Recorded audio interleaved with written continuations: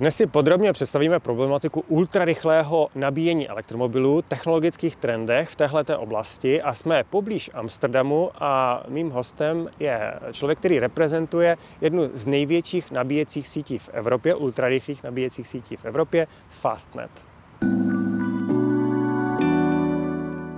Having over 1,700 chargers and being in 7 countries providing the fast or ultra fast charging, what is the key value proposition of Fastnet? I think what makes Fastnet different than other companies is what we see behind us. So a big station with a drive-through layout, a roof, which sounds crazy, sounds normal, but it is crazy in our market, with the fastest chargers that are having an uptime of more than 99%. So we maintain our own chargers. We have an own mechanics team that repairs the chargers if they are broken, which is very unique in our market. Mm-hmm. How many locations would you have in how many countries? So in around 50% of the locations are in Holland and the rest is based in other countries. So we are present in, we have stations in the UK, Germany, Belgium, Switzerland and France, and since the last quarter of last year we opened the first station in Denmark, and now we also have teams in Italy and in Spain, so we are also looking for locations there. Mm-hmm. How complex is to build such a station country per country? Does it differ a lot? Yes, it can differ. So the station in general is well, around the same. So a funny thing was we opened our first station in Switzerland, which was okay, and then the second one opened and it was in an area where there was a bit more snow. So we have different solar panels there because the roof has to be extra well, tough to withstand a large part of snow. So, but in general, a station is the same in every country, and if possible, we do it like this: so a drive-through, a big location where multiple cars can charge at the same time. You really have like a future-proof chargers because 80% of your chargers would be ultra-fast, over 300 kilowatts. How complex is to actually bring this much power towards the stations? Yeah, so Fastnet has been around for 11 years, which is very, very long in our business. So we have that gives us a head sprint towards grid connections. So we know who delivers the electricity in a certain area, and we already have a few grid connections. So we also know when there's more people asking for grid connections, when delays are going to be. And we anticipate on that. So sometimes we request the grid connections 2 years prior to when building the station. And once we want to build the station, the grid connection is already there. What logic would you use where to place the stations? Because you seem to be quite good at placing them conveniently by the main highways, right? Close to the petrol stations.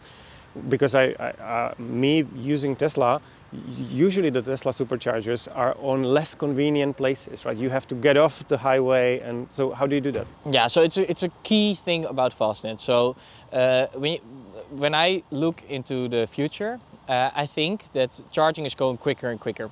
So when I started 6 years ago at Fastnet, we had well, you drove it, I heard, the Nissan Leaf, which could charge at, or can charge at 50 kilowatts. 43, yeah. Whatever, 48. You're lucky maybe, if you 48. charge at 50. And now you arrived with a Tesla, which charges a lot faster. And charging is going quicker and quicker. So currently we see, for example, the new Lotus Electro, which can charge at 350 kilowatts, which is, 7 times as fast as your Nissan Leaf. So charging is going faster. Then the time you spend on a station will be shorter. So every year we see more people coming by, spending less time on a station and taking more electricity with them. So the time you take to park your vehicle within your total time spent on a station will be longer. So the percentage. Because you need to park your vehicle, you need to charge, and you need to go away again. I personally hate parking, so that's why we thought of drive-through locations, which are conveniently placed among the higher or more busy routes, where you can drive up, charge, and drive directly out. And that makes the quickest and the best charging experience in our opinion.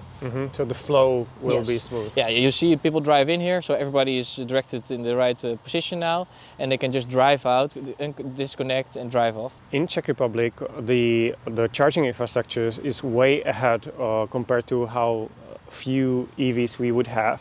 And they have the business case doesn't work for them so far because they have very poor utilization. Yeah. It's only 1 to 4% of the theoretical 100% utilization. So how does the utilization of your network evolve throughout the years? So, well, when a station is opened, people need to find the station, and that takes a few months to have a bigger utilization. I think on average our utilization is around 14%, which is relatively high in our market. Yeah, it's 7 times more, or like at least 5 times more than what we have in the Czech Republic. And imagine also that you have always multiple chargers on a station, so that means that 14% of the time somebody's charging at one of our chargers. Yeah, what makes the utilization bigger? Yeah, first of all, there's a bigger penetration of vehicles here, but I think also when people think about fast charging, they immediately think about Fastnet, because we only do fast charging and we try to do it the best way possible. You have it in your name, right? Exactly, yeah. So when people drive by, they see our roof every time they drive to work, and then they might think, hey, maybe I can commute driving an electric car. And that we hope to motivate people to switch to electric cars, make our station recognizable. We are not ashamed of it, we don't hide it on the rest area. Make it big, so it lights up when it's dark. And that makes us differ from competitors. Also, I would think the wooden structure, okay, as you say, the shape and yeah, the color. canopy, how we call it. But also the fact that you have the roof, because most of the chargers don't have the roof. Strangely enough. Strangely enough, Yeah. because people are used to that from the petrol stations, right? Gas stations. So how much on such a roof, when it comes to photovoltaics, what's the installed power? Ooh, that's a very good question. I'm not 100% sure about that. So what I can tell about the solar panels is they are, so first of all you can look through them. We developed them ourselves because we wanted natural light on the station. And it could be more efficient if you place more solar panels on the roof, but we have a roof, so we thought why not place solar panels on it. And they provide electricity for around 2 cars a day. So 2 cars could be what, 70 kilowatt hours? Yeah, maybe a little bit less, but it depends of course on the day. And of course these solar panels are not performing as well as the stations in southern France, so it also depends a bit on where we're looking at. But on average it's around 2 cars a day. You do not combine so far the station with a battery because the photovoltaics could actually generate electricity while no one is charging. And the reason behind that is because it's often cheaper to request a bigger grid connection than to place a battery. By the way, so how are you leveraging the spot pricing, the dynamic pricing in your network, and also how you do load balancing when it comes to within the station and also towards the grid? So there's already a charger, so here's a 400 kilowatt charger that can load balance. So it can decide, hey, now the Tesla is connecting, so I'm giving him, can you charge 250 kilowatts? Then there's the older Ionic connecting that can charge for 50 kilowatts. So there's already some load balancing happening on a charger. And then there's a system in place. If we don't get enough electricity from the grid, that system has an algorithm. It knows how much cars are connecting at what time of the day, and it can reserve power for certain vehicles. But when it comes to restricting power, it's very, very hard to have that at one of our stations. When the charger says 400 kilowatts, you can be sure that on one of our stations it can give those 400 kilowatts. And the load balancing across the whole grid, like the Netherlands grid, wouldn't the grid operators ask you at certain times, like peak times, that you should lower the? I think actually when you look at when is it busy on our station, because that's the first thing you have to decide, or when is it busy on the local grid. So when it's busy on the local grid is either in the morning, when people wake up and they eat breakfast, or when they come home around 5 onwards. And then it goes down again in the night. So that's when people use electricity. On our stations differently, because our peak is between 12 and 4. Right. then the most cars Right. arrive at our stations. So it's complementary, right? It's actually for the grid. It's not that bad because there's not many cars here because then people are at home charging. So for a fast charge, it can be even better for the grid. So it's the complex issue for the grid is the AC charging, the resident Exactly. charging, So right? you park so they your car. don't start charge at Yeah. 6 o'clock when everybody is cooking their dinner. Yeah, Right? yeah. You park your car in your local street and you use public fast charge or public charging, AC charging. That is when, and then the car is charging immediately, and you're in your house also using electricity, and that's when the peaks rise, but not during the day at 12. Yeah. So the first part of my Yeah, question was was the about pricing. the floating pricing. Yeah, so we try to keep a stable price, and the reason behind it is because Meaning for the customers. for the customers, exactly. Yes. So we don't have a peak or off-peak pricing. We think it's currently it's not needed. We don't need to divide. You need to build big stations. That's more importantly than dividing customers throughout the day. But I think it's also nice that when you as a customer arrive at the station, that you know what the pricing will be, because that can already differ when you charge with a charge card or you charge directly at the charger as one of the payment terminals. That can differ. You're not always sure what you pay. So at least our price stays the same and is stable, but what you pay can be different. That's already something a customer has to take into account. What are the pricing schemes? Taking, for example, for a Dutch customer, you know, how much would he or she pay? So with you? when you pay directly at the charger at one of the payment Using terminals, your with, credit card? yeah, with a credit card or debit card, you pay 69 cents. And then there's a gold membership, how we call it, and you get... That's just like a subscription that you have to pay but some you money can monthly, cancel it right? any time. Only 1 month you need to be subscribed, and even if you cancel it in the middle of the month, we will put half of the monthly amount back into your account. That will be to $11.99 or $12.99. 11 or $12.99 monthly. Yes, and you get the flat 30% discount on your electricity. Okay. Oh, so it's for the heavier users, Yes, basically. Yes. Yeah, we see, for example, taxi drivers, or when you go on holiday, then you see people using the subscription. How about roaming? You know, if I come with my, I guess it would work if I come with one of my Czech operators. I could start, and then it's basically the pricing policy of the roaming partner, right? Exactly. So that is something Fastnet does not have a very big influence on, because, well, the roaming partner does something for you. It collects all the charging sessions on one invoice and sends it to you. So it has added value. But we always price the same as we would to a normal customer, to the EMSP or to the EMSP, to the charge card. And what they do, that is on them. But what is important is that they communicate to the customer what our pricing would be if they wouldn't charge with that charge card. So we try to be quite strict. We try to connect as many charge cards as possible, because that's convenient for the customer. But we also want transparent pricing, so you know how we price our electricity. What's the technology evolution of the hardware of the chargers, right, throughout the years? Yeah. So I think a good story to tell is how Fastnet has been established. So we have been around 11 years, and our CEO Michiel Langezaal was driving in that old Nissan Leaf you had throughout the Netherlands, and he was working for Objem, which has been bought by ABB. These are ABB chargers in the station. And he was making chargers, and he had one of the first electric cars in Holland. And he was driving around, and he could only charge at 2 fast chargers in Holland. And he saw that he couldn't do the whole full lap that he wanted to drive. So he thought, hey, maybe I have to invest or have to start making public fast chargers among busy roads to provide electricity for electric cars. So the first stations were equipped with 50 kilowatt chargers, but so this station is a very good example.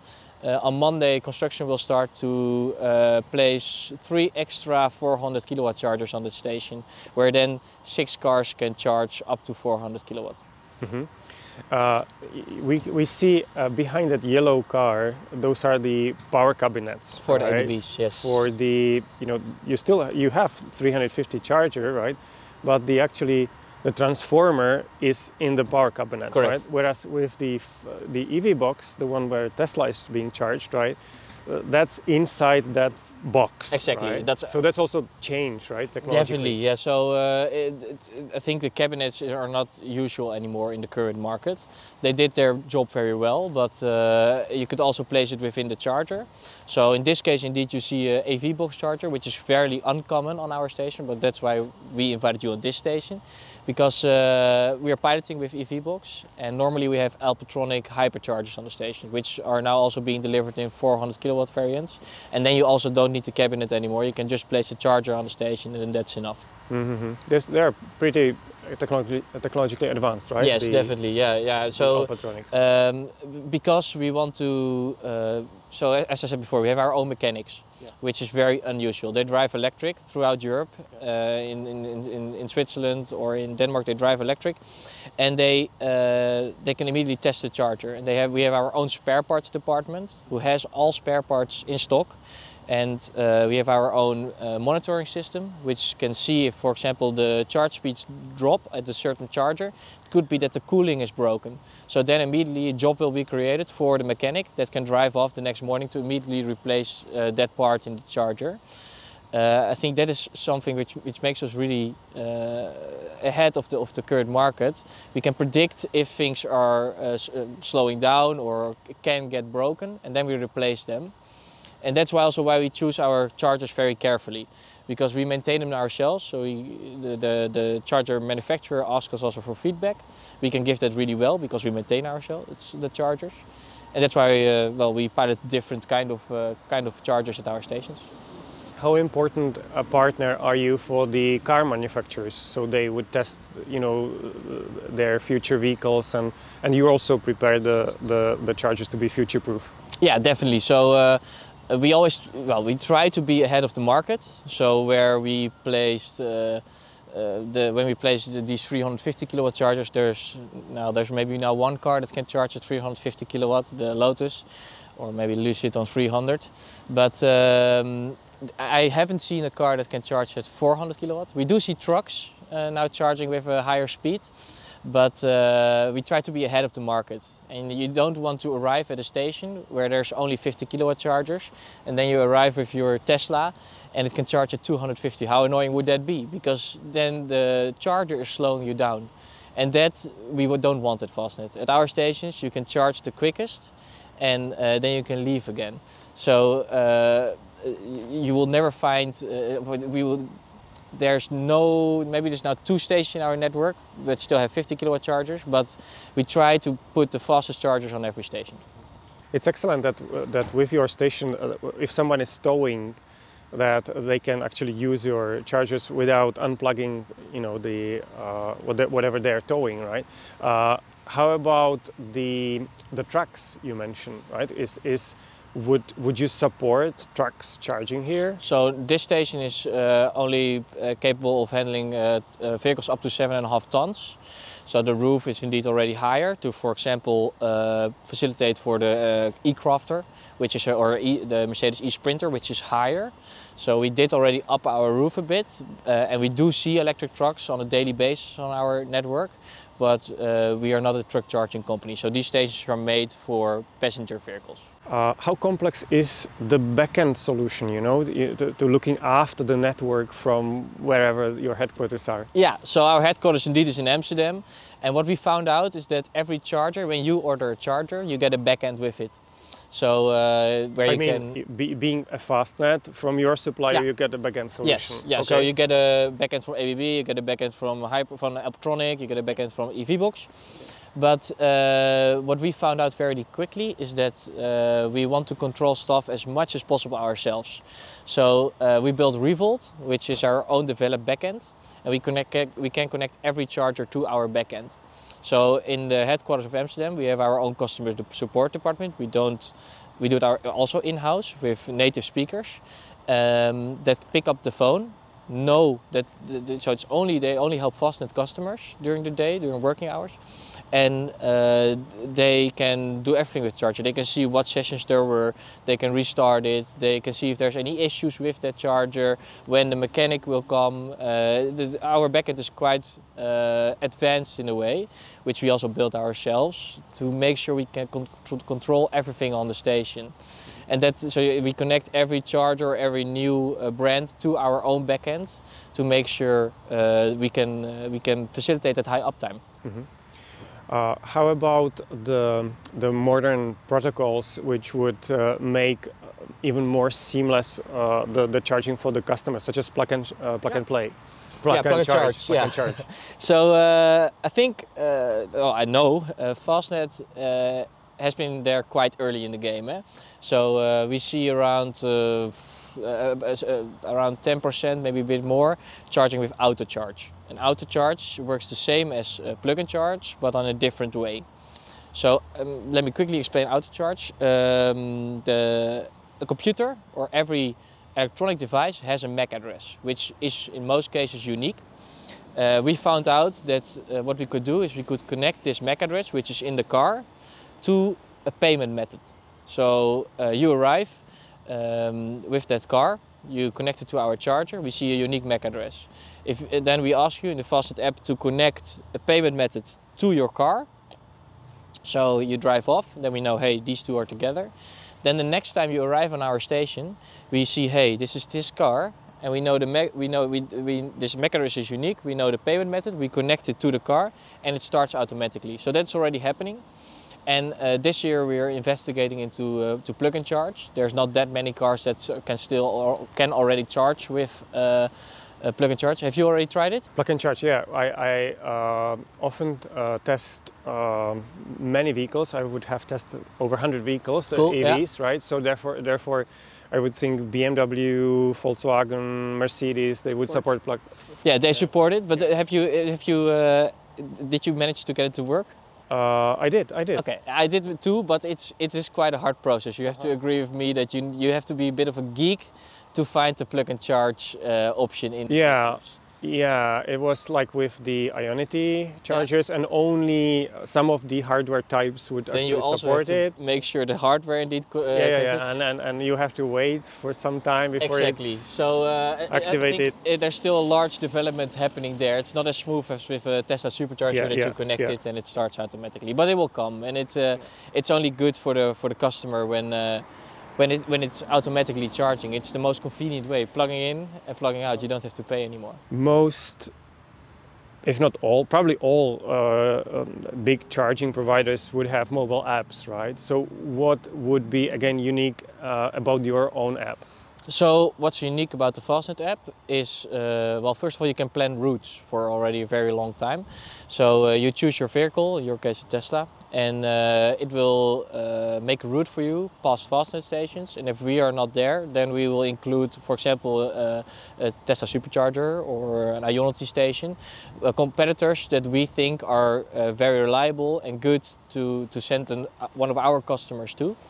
And since last week, we opened the app for multiple countries. So what you could already do is you could, for example, plan a route in Czechia. Even though we are not present, you could still plan it. And for example, if you have a Tesla, we say, hey, you have about this much of range. We will divide you by the fastest chargers and by operators we think are really good.